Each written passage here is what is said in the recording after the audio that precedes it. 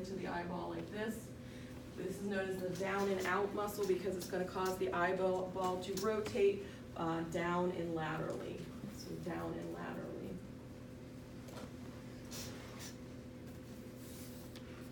And lastly, innervated by cranial nerve number 6, we're going to have the lateral rectus. The lateral rectus in this position here comes in straight to the eyeball. This lateral rectus is able to abduct the eyeball, take it out laterally. That's why the cranial nerve that innervates it is known as the abducens nerve. Mm-hmm. So why is it that we can make both of our eyes go medially at the same time, but we can't make our eyes go laterally at the same time? That's a good question. I don't know. It's a good question. Is it that the nerve is not strong enough to allow us to do that? Because I can't do both eyes. The muscles would be strong enough to do it. The question is whether the brain is able to take over the sort of what the brain does to keep the two eyes in sync together. And so I don't know. That's a really good question. Be something to look up and see if. Wonder if anybody can do that. Does anybody do that here in the room? I've been practicing, it's not working. No. But can you move your eyeball individually? You can't, right? Some people can. Really? Well, because I would think that people that can move their eyeballs individually probably can. Because Right. if I'm moving all my eyeballs to the right at the same time, right, normally. Right. So normally there is, when you abduct one eyeball, you're going to be adducting the other one. So the brain is able to sort of coordinate those movements. And so some people are able to override that situation and be able to, move an eyeball individually. So you would think that they would be able to go outward, but I haven't seen that personally. Anybody's ever seen somebody do that? You have?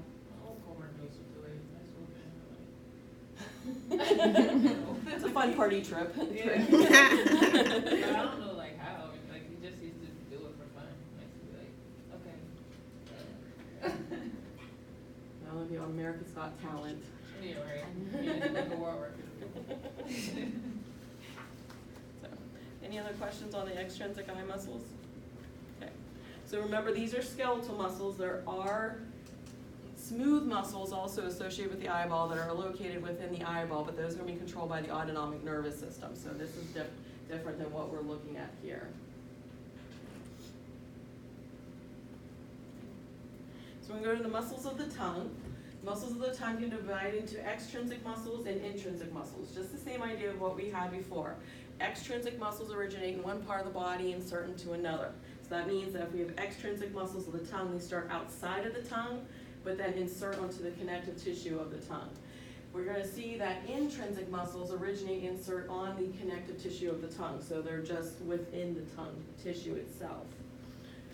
We're going to see that the extrinsic muscles are involved with moving the tongue in various directions, such as anteriorly, posteriorly, laterally, while the intrinsic muscles are more involved with altering the shape of the tongue, rather than moving the entire tongue as a whole.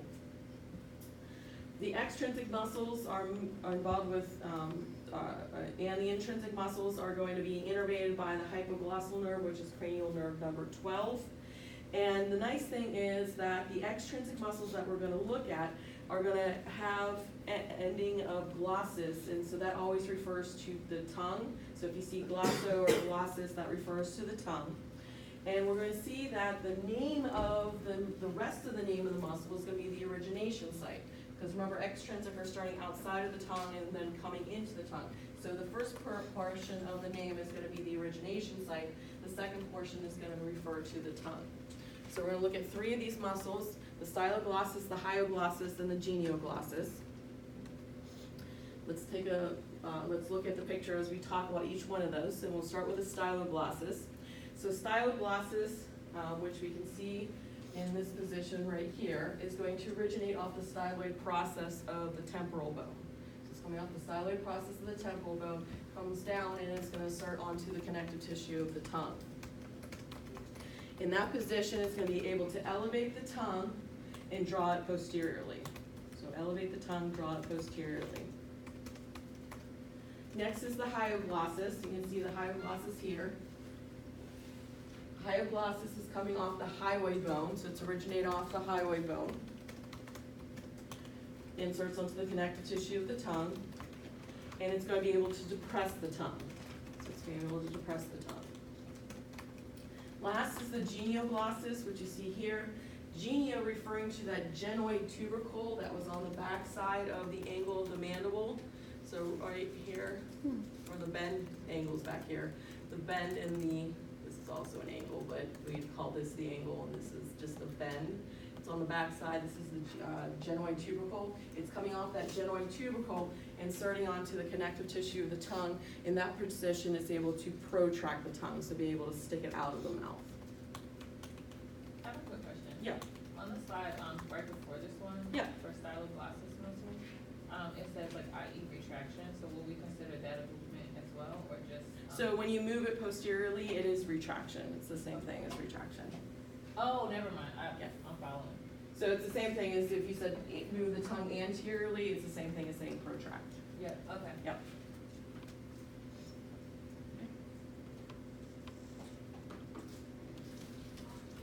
One thing I want to just mention real quick, and just so that when you get to this in med school, you're not like, what is she didn't talk about this.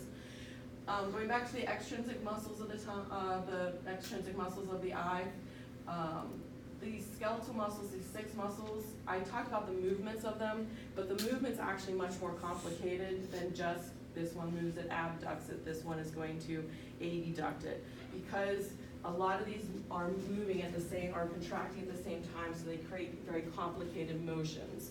So just keep that in mind when you start studying these and trying to figure out what they're doing. This is what, if you had the muscle in isolation, the movements that you would get, but a lot of times they're contracting at the same time, and so you get some very interesting movements associated with the eyeball. Next are the muscles of facial expression. Muscles of facial expression are going to, all you need to know that in terms of origin and insertion is they originate off the surface of the skull and insert onto the superficial fascia or the dermis of the skin. So when they contract, they're going to be able to move the skin and able to communicate non-verbally to somebody. All of these are innervated by cranial nerve number 7. So remember those 5 branches that come off after it goes to the stylomastoid foramen. Those 5 branches are what we're talking about innervating in terms of these muscles in terms of the facial nerve. These are the different ones that we're going to talk about. There's a lot more than just these. These are the ones though that you're responsible for. We're going to talk about them. You can see that they're typed out here, but let's look at a picture as we talk about each one of these. The first 2 are the frontalis and the occipitalis muscles. These actually attach to the same thing, and that's called the epicranial aponeurosis, which is part of the scalp. This epicranial aponeurosis, also known as the Gallia aponeurotica, another term you may hear.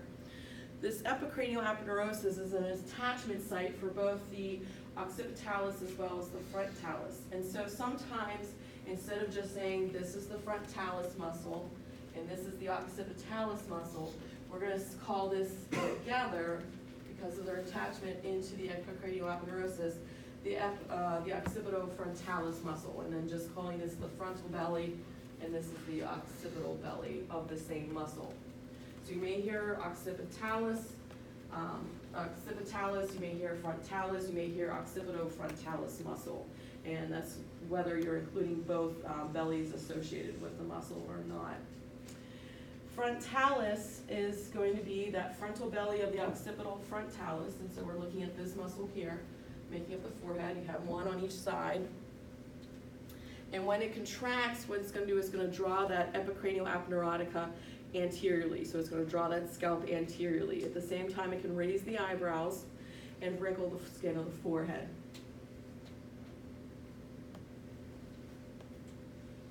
So when you do that, okay. If you're drawing the scalp anteriorly, you need to be able to pull it back the other direction, and that's going to be what the occipital belly of the occipital frontalis or the occipitalis muscle back here is going to be able to do. It's going to be able to draw that scalp back posteriorly. The next muscle, yep, Can you actually do the facial expressions as you're explaining? Understand? yeah, so basically raise your eyebrows, yep, what you're doing right there. This is frontal. Yeah, and so that's gonna be the frontalis, yeah. So raise the eyebrows, wrinkle the skin of the forehead, draw this, and you can kind of feel sometimes it's gonna pull it, the scalp anteriorly. If you put your hand on your, you can feel the scalp moving a little bit. The frontalis does that. I was angry right So this is all frontalis here, occipitalis back here. now. So a subtalis is for surprise. So frontalis would be for surprise, like, whoo. So because frontalis is in the front. And a subtalis is for. Occipitalis basically is just, if you draw the scalp anteriorly, you need a way to pull it back. So basically, it's gonna be able to pull it back. It's not as strong as the frontalis muscle is. Yeah, It's like the tug of war. yeah, basically. Next is the orbicularis oculi, this muscle here. Orbicularis, referring to the fact that it's a circular muscle, oculi referring to the fact that it's associated with the eye, or the eye region. So it's encircling the eye, and so that helps to really close the eye very tightly. So if you wanna really close the eye, orbicularis oculi is gonna make you be able to do that real tight. Next is the buccinator, buccinator, there's lots of ways that people pronounce that. The buccinator, referring to the buccal region, which is your cheek region, this is a muscle of facial expression, so it's innervated by cranial nerve number 7. We're going to see that buccinator in this position here, and a little bit of it here, so it's helping to make up the cheeks. In that position there, what it's gonna be able to do is press the cheeks in towards the teeth, and also press the cheeks against the teeth and the lips. So when you're whistling, when you're blowing, pulling that in. Also in suckling or sucking, it keeps food from getting between the teeth and the cheeks when you're chewing. Now, this is not a muscle of mastication, so don't think it's a muscle of mastication. It's just assisting in keeping the food in the right location, so keeping your cheeks from puffing out like a chipmunk and food getting caught in those pockets. But it is not actually moving the temporomandibular joint, so it's not a muscle of mastication. It also is innervated by cranial nerve number 7, so it's a muscle of facial expression. Next is the orbicularis oris. Orbicularis, again, we're in a circular pattern. Oris referring to the oral cavity. We're encircling the entrance into the oral cavity. And we're going to see that this is going to be able to close and protrude the lips. So close and protrude the lips. Lastly is the platysmal muscle. You can see the platysmal muscle on this side of the image here. You can also see the platysmal muscle in this image here. You can see that it comes up to the corners of the mouth, comes down across the neck. It actually crosses a little bit onto the top of the thorax. So it's gonna, it's an incredibly thin sheet of muscle, and very often when people are doing the superficial dissection of the neck, they lose that right away because it's so thin and it's very, very superficial. But it's a thin sheet of muscle in the superficial fascia lying over the neck, a little bit over the anterior thorax, goes down a little bit over the shoulders, and it does extend up to the corners of the mouth. So it's going to be able to draw out the lower lip a little bit inferiorly and posteriorly when you're pouting. So it's going to be a little bit for pouting. It also tenses the skin of the neck. So if everybody, okay, that's interesting. There we go. If you ever seen everybody kind of do this and they get a triangle associated with their neck, exactly like that. That triangle is the platysmal muscle.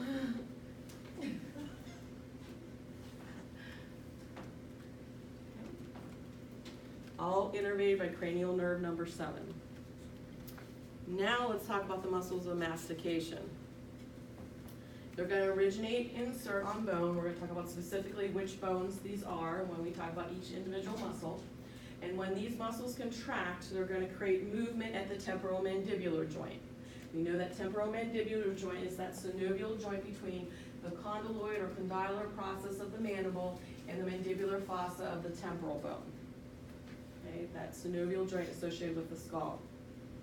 We're gonna see it's innervated by the mandibular division of the trigeminal nerve. So the third division is gonna carry those motor fibers to these muscles of mastication. There are 4 pairs of muscles of mastication, 4 pairs of these. Temporalis muscles, the masseter muscles, the lateropterygoid muscles, and the medial pterygoid muscles. Let's look at a picture as we talk about each one of these. So first is the temporalis muscle. You see that very large, very strong muscle here, temporalis muscle, named because of its origination site on the from the temporal fossa. It's gonna come down and attach to the coronoid process of the mandible. So it's gonna be that coronoid process, which is behind here. So coming down and attaching to the coronoid process of the mandible. In that position there, if those fibers contract, it's gonna close the mouth.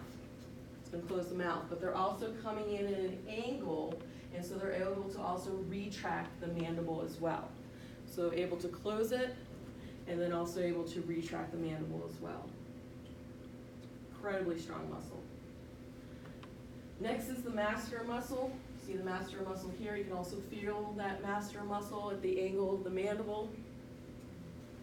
It's arising from the zygomatic arch, coming off the zygomatic arch, coming down at an angle to the angle of the lateral surface of the angle of the mandible. In that position there, it's also a very strong closer of the mouth. So it's able to elevate that mandible. The next 2 are the pterygoids. There's the lateral pterygoid and the medial pterygoid. Well, if you remember back when we learned the sphenoid bone, we said it looks like a bat, and that bat had legs. And the legs were the pterygoid processes. And the pterygoid processes had 2 plates, a medial plate and a lateral plate. Here what we are is we're interested in that lateral plate. And what we're gonna see is that the lateral pterygoid muscle and the medial pterygoid muscles both come off that lateral plate of the pterygoid process. It's just the lateral pterygoid comes off the lateral side of it, and the medial pterygoid comes off the medial side of it.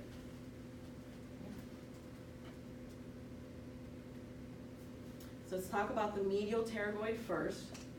The medial pterygoid in this position here, coming off the medial side of the lateral pterygoid plate.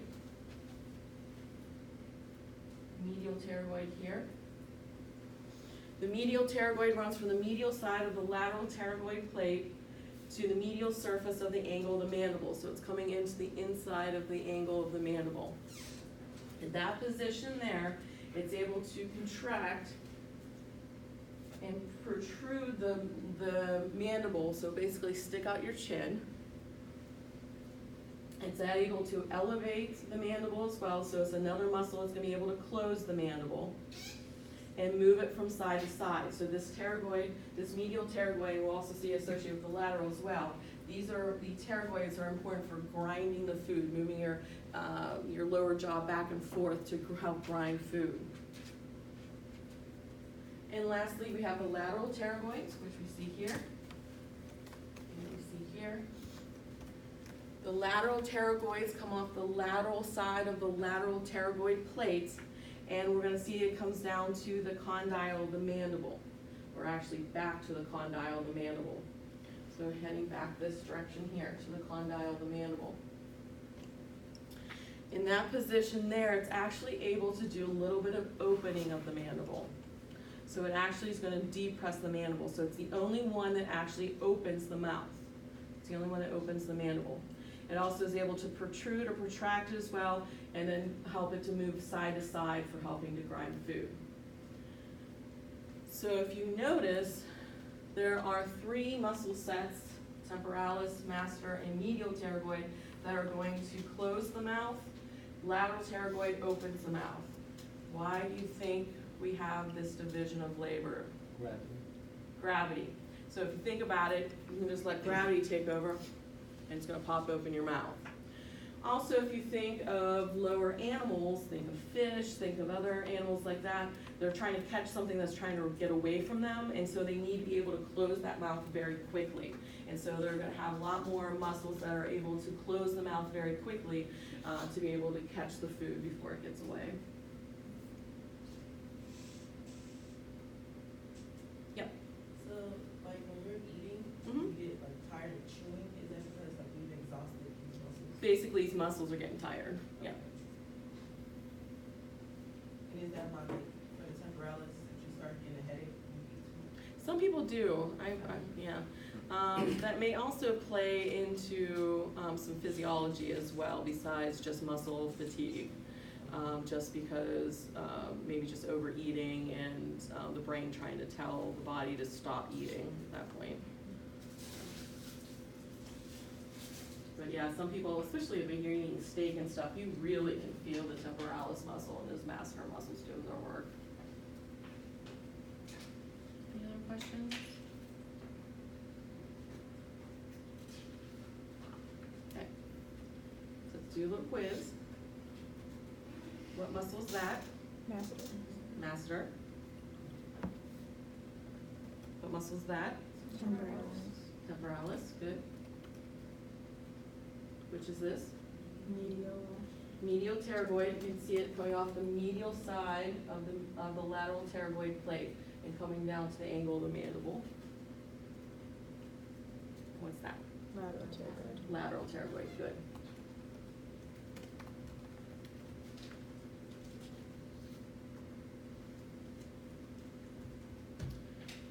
We'll talk a little bit about neck muscles. First, we're going to talk about those that are served by the accessory nerve, cranial nerve number 11. There's two pairs of muscles, so we have them on the right and the left. We have the trapezius muscles, which we've actually talked a lot about when we talk about the upper limb, and then our sternocleidomastoid muscle. So trapezius, we've already talked about before, forms that posterior contour of the neck. Many actions involve movement of the scapula, but the trapezius can also help extend the head, extension of the head. And so, making that posterior contour of the neck, you can see that here. Innervated by this accessory nerve, cranial nerve number 11. And then we have the sternocleidomastoid muscle, which is a new muscle set. The name tells you exactly where it's originating and where it's going to insert. It's going to come off the sternum and the medial half of the clavicle and come up and insert onto the styloid mastoid, the mastoid process of the temporal bone. So the name is perfect. It originates off the sternum and the medial portion of the clavicle, inserts on the mastoid process of the temporal bone. You can feel them as these two column of muscles in this area here. If you contract them bilaterally, meaning you contract both of them at the same time, what they're going to do is they can flex the cervical portion of the vertebral column. So they're going to flex the vertebral column, bring your chin to your chest. And if you contract one of them, it's going to bring the chin to the contralateral shoulder.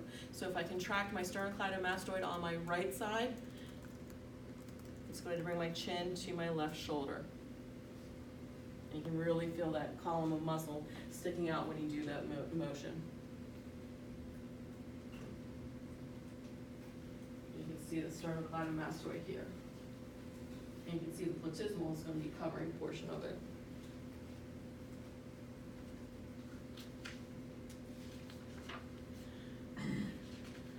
Well, these muscles, along with some other muscles as well, are going to create different triangles in the neck. And we're really not going to go into these.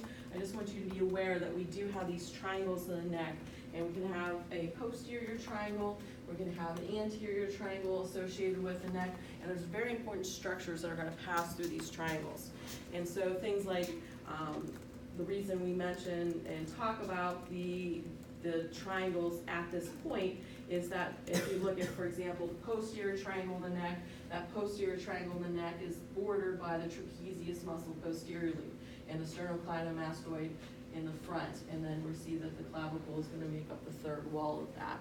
So that just gives you an idea that these triangles are areas, special areas that are going to end up having some very important structures associated with them. So I just mentioned that.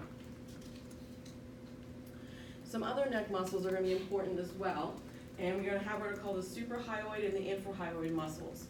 And these help to steady the hyoid bone along with moving it during things like swallowing and speaking. And if we think about the hyoid bone, remember it's sort of suspended there. We said there's a lot of ligaments, and then also then a lot of muscles that help to connect it to the skull. And so the suprahyoid muscles also are very important because they help to connect that hyoid bone to the skull. So when we look at the suprahyoid muscles, we're gonna see these muscles are located superior to the hyoid bone. These are gonna therefore elevate the hyoid bone. These are the different muscles here. Infrahyoid muscles, these are, as the name is telling you, located inferior to the hyoid bone. They're often referred to as the strap muscles because when you look at them, they actually look like belts. They're just little straps of muscles. And these are going to depress the hyoid bone. Let's look at the different ones as we mention these. So in terms of the suprahyoid muscles, these are going to be those that are going to be important for elevating the hyoid bone. You can see the sternohyoid muscle here. Sterno coming out, or sorry, I said sterno, I meant stylohyoid. Stylohyoid. Stylohyoid coming from the styloid process. The stylohyoid coming down in this position here. This muscle here. We also have this muscle here that has two bellies associated with it. You can see it goes through a little piece of connective tissue here which connects the two bellies. This is the anterior belly of the digastric, and then the posterior belly is in the back. So this is the anterior belly here and the posterior belly here. Here again is the stylohyoid in this position here. We also have the geniohyoid, which we can see here, and the mylohyoid, which we can see here.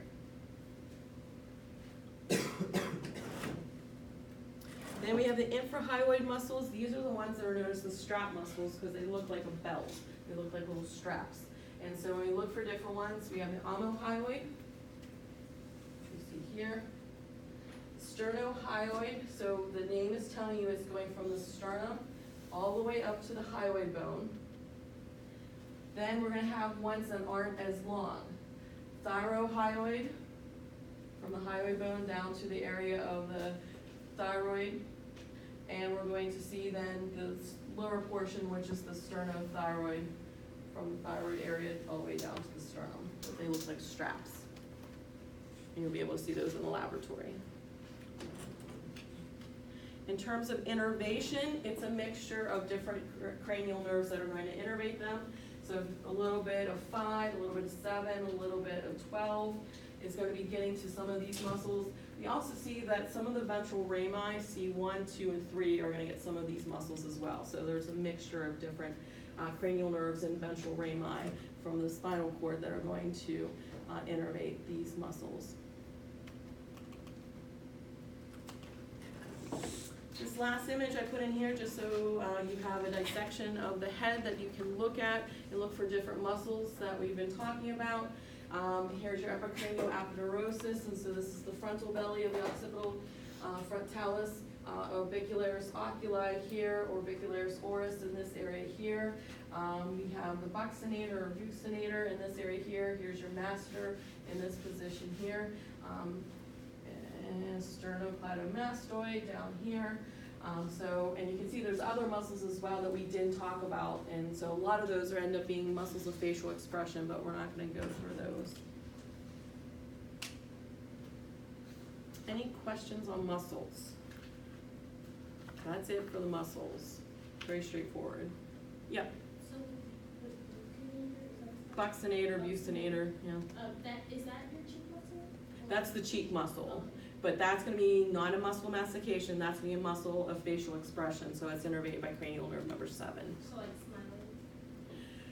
Smiling is going to be a role of a lot of different muscles, like some of these in here that we didn't talk about. There's a number of muscles that come in at angles into the corners of the mouth, and those are going to be important for smiling. It has to do with the insertion of the muscles into the dermis? It's a good question. We'll look that up. But it has to do with the insertion points. Yep. Any other questions?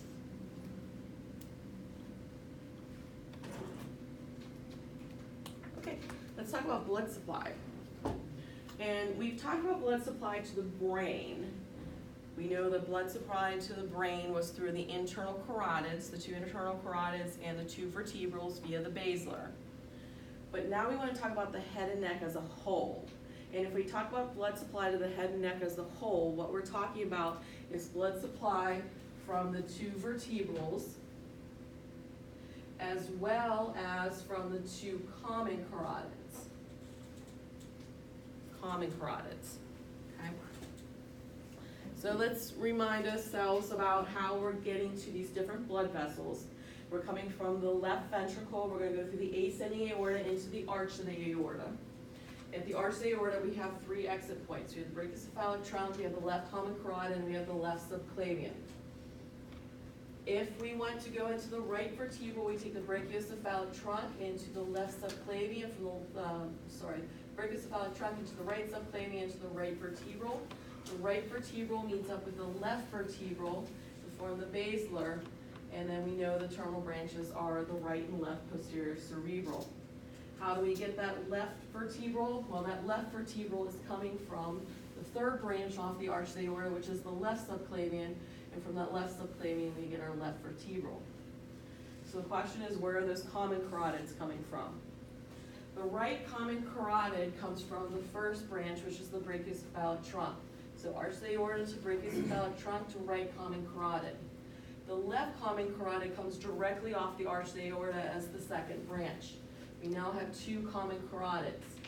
Those common carotids are going to bifurcate in the neck into the external and the internal carotids. The external carotids are going to serve all of the structures outside of the skull, such as the muscles of mastication, the skin of your face. And so there's obviously going to be a lot of branches of the external carotids in the neck, in the head. The internal carotids, on the other hand, are important for serving the brain, and they don't have any branches until they get into the skull. So if you're looking at the bifurcation of the common carotid, and you're trying to determine which is the internal carotid, which is the external carotid, look for which one has branches. If it has branches outside of the skull, it's the external carotid. If there's no branches on it, it's the internal carotid. Because that internal carotid is going to go up to the carotid canal, it's going to turn 90 degrees, run through the carotid canal, then it gets to the foramen, which foramen? Lacerum, go through the foramen lacerum and then up towards the brain. Then our two terminal branches are going to be the anterior and the middle cerebral from each one of those, on the right and the left.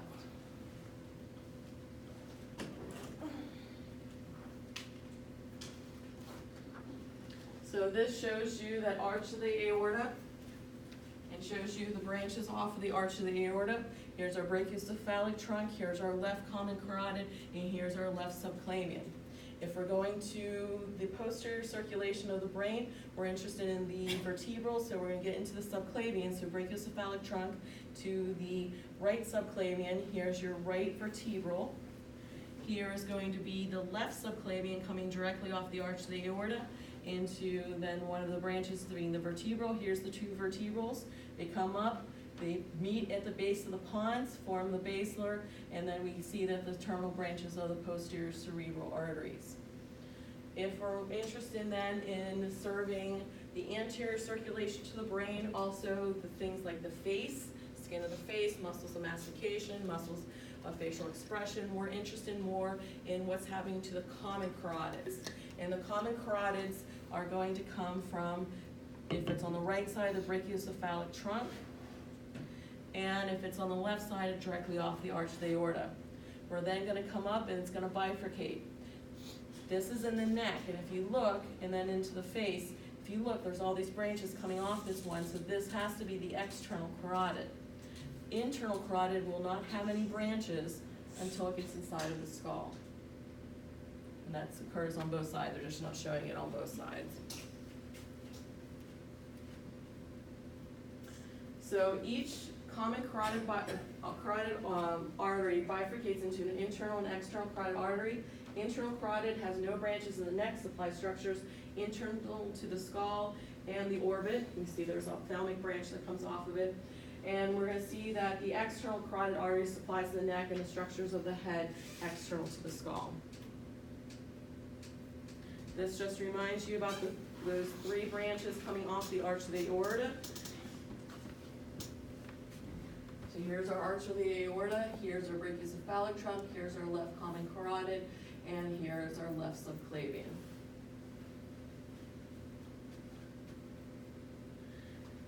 This gives you a view of the right side, so we know we have the brachiocephalic trunk. From the brachiocephalic trunk, we get the right subclavian and the right common carotid. The right subclavian is going to come over, it gives off the vertebral. The vertebral goes up through the transverse foramina of the transverse foramina of the vertebrae. And we're going to see that they're going to come up, goes through the foramen magnum, gets into the skull, and forms the basilar. And then we'll have its terminal branches, which are going to be the posterior cerebral. Common carotid is going to come up, it's going to bifurcate in the neck. We have an external, which has branches, and the internal, which has no branches until it gets inside of the skull.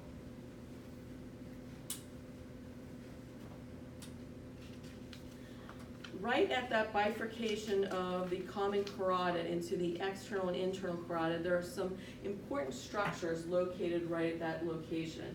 We have what's called the carotid sinus and the carotid body. We're going to first talk about the carotid sinus, and this is the carotid sinus in cartoon representation here. The carotid sinus is a slight dilation in the first portion of the internal carotid, so it could be up here at the beginning of the internal carotid, or it could be at the end portion, so the distal portion of the common carotid, which is what they're showing here. So it's either going to be here, or it's going to be here. It's a slight dilation in that blood vessel. And we see that in that area, in the wall of that slight dilation, is going to be a number of baroreceptors. And baroreceptors are mechanoreceptors that get activated when they're physically deformed. And we see that these baroreceptors react to changes in arterial blood pressure and are going to send information up to the brain. So you can see that we then have information through the glossopharyngeal nerve that's going to come up to the medulla. And remember, in the medulla are those important centers like cardiovascular center and respiratory center. And so in the medulla, we can therefore get information into this to allow for a reflex that is going to allow for regulation of heart rate. So we can let the medulla know, hey, things are a little bit, the dilation's not as much, and so pressure's a little bit low, or the dilation's too much, and so we need to decrease the pressure of what's coming out. So these receptors are on the wall of the vessels here, and they respond to the amount of stretch that's occurring in the vessels. And this is to then regulate heart rate. We also have the carotid body, which is a small reddish mass of tissue right at the bifurcation of the common carotid into the internal and the external carotid. So it's a small reddish brown sort of oval mass of tissue. And in there are chemoreceptors that are actually in the blood. And so these chemoreceptors are going to be able to respond to decreases and decreases specifically in oxygen concentration in the blood. And so they're going to be able to then send that information to the brain, which has, specifically to the medulla, which has that respiratory center, and be able to cause a reflex through the medulla to increase respiration. Mm-hmm. That carotid body, can you actually see it? If you're dissecting it, if you're dissecting the neck, you can see just a little bit of brown sort of tissue that's right at that bifurcation location. It just looks like it's something that you need to clean off, but if you think about what's in that area, you can kind of see it.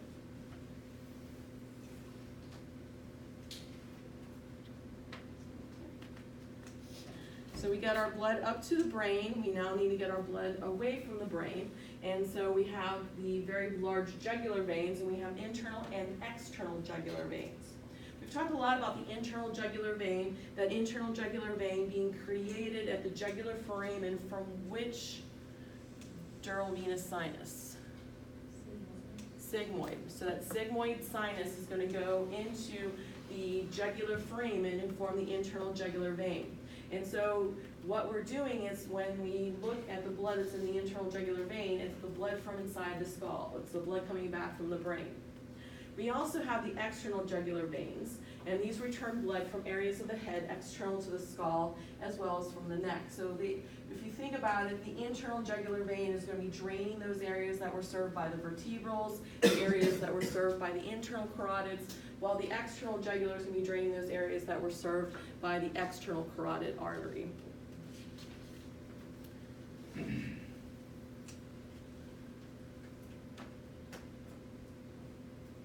When we look at, and now we're seeing the veins as we come back, here's the transverse sinus going to the sigmoid sinus into the jugular foramen. Here is your internal jugular here. We also have the external jugular, which we see here. That external jugular is going to drain into the subclavian. This happens on the right and the left side. So we're going to see that external jugular into the subclavian. The subclavian then is going to get together with the internal jugular and then form the brachiocephalic vein. There's a brachiocephalic vein on the right and a brachiocephalic vein on the left. So remember, brachiocephalic veins are on both sides. Those brachiocephalics are going to come together and form the superior vena cava, which then dumps into the right atrium.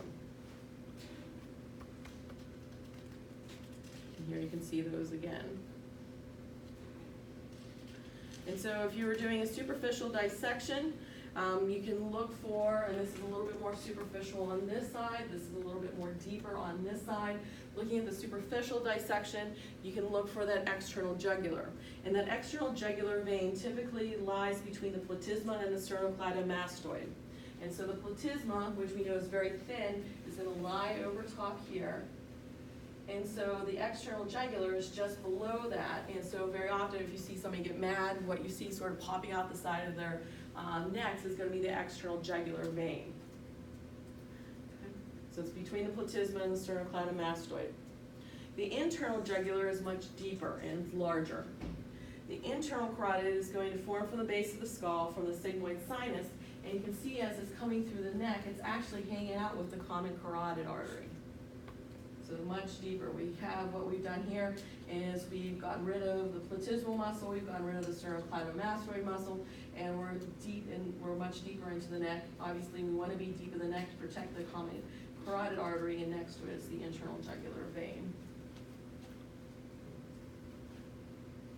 Keep in mind that the vagus nerves are also in the neck between the common carotid artery and the internal jugular vein. So also hanging out, here's your common carotid artery, here's your internal jugular vein, hanging out between them is going to be the vagus.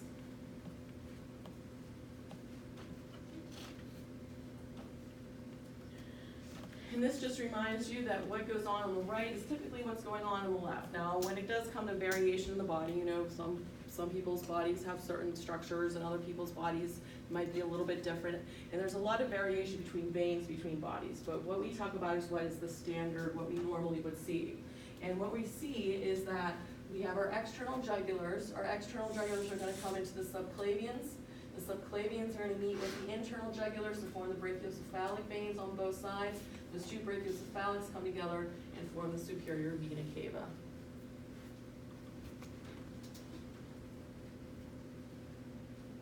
Anybody have any questions?